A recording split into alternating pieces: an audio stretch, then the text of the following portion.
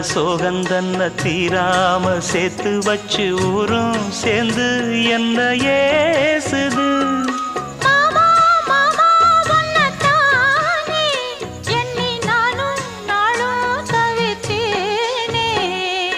கூண்டுக்குள்ள என்ன வச்சு கூடி நின்ன ஊற விட்டு கூண்டுக்குள்ள போனதென்ன கோலக்கிளியே.